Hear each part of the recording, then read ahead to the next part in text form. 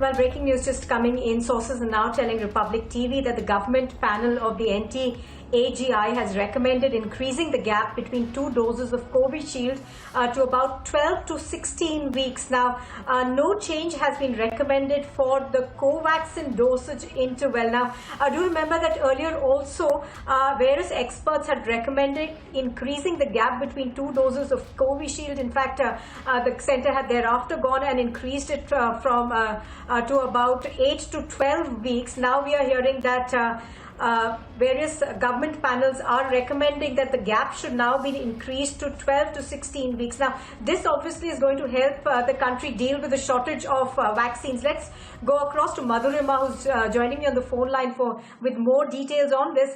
Madhurima, give us more details on this, and what basis is this expert panel recommending the increase in the duration between the two doses of Covishield?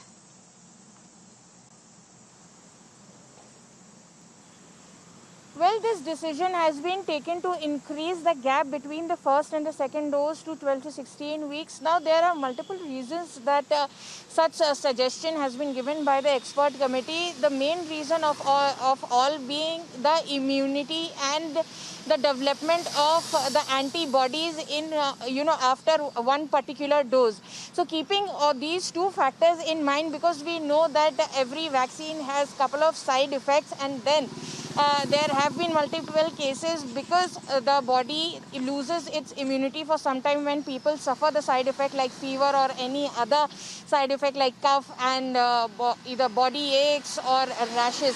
So during this time, this particular period, what happens is that the immunity of the body decreases by the time the vaccine is creating the antibodies.